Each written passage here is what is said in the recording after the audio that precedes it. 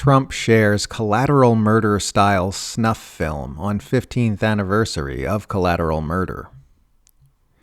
President Trump has posted a video on social media showing a U.S. airstrike in Yemen killing dozens of people who he claims are Houthis gathered for instructions on an attack. Trump also bizarrely suggested that Ansar Allah has been sinking U.S. ships in its Red Sea attacks, writing, "They will never sink our ships again." There is no public information about any U.S. ships having been sunk by Houthi attacks. As of this writing, there is also no evidence supporting the president's claim that the people killed in the airstrike were combatants.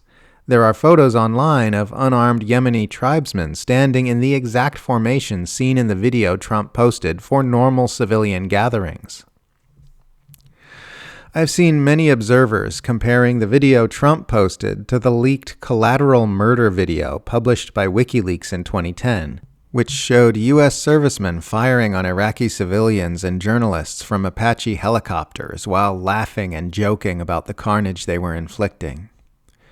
What hasn't received quite enough attention is the fact that Trump actually shared his Collateral murder-style snuff film on the 15th anniversary of the day WikiLeaks published Collateral murder.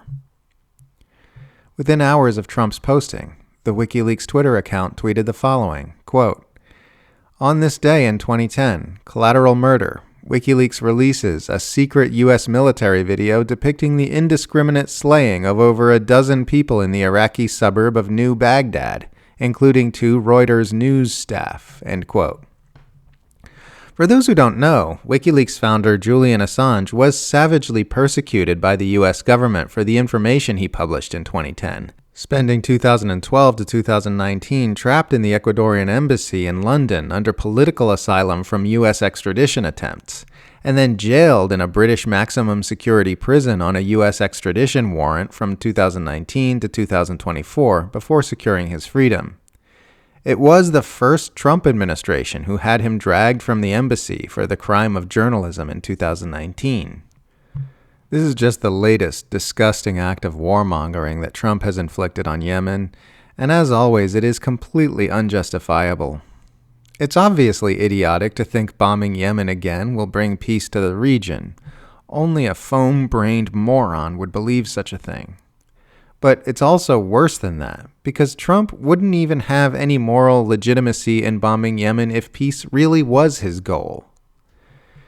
Yemen is trying to stop an active genocide. That's what its Red Sea blockade has always been about. That's the only reason Ansar Allah has ever attacked ships in the region. Their explicit and publicly stated goal is to exert pressure on Israel and its allies to halt the genocide in Gaza.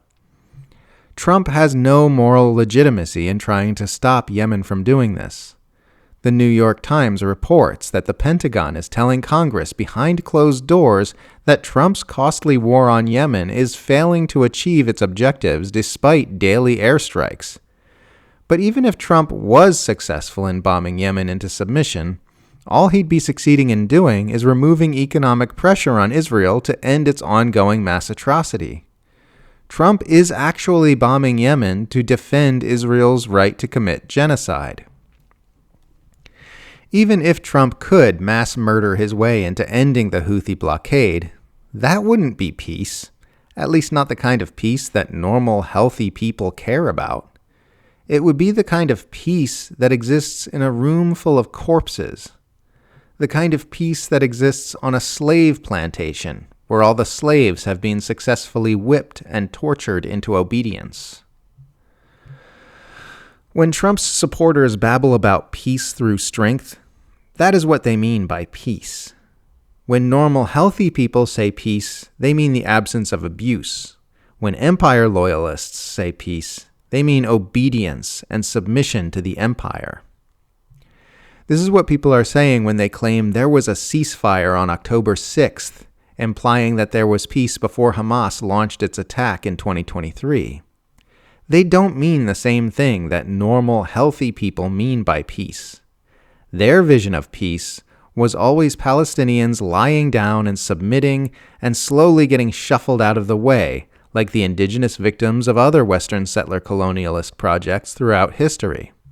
That's not peace. That's just unresisted abuse.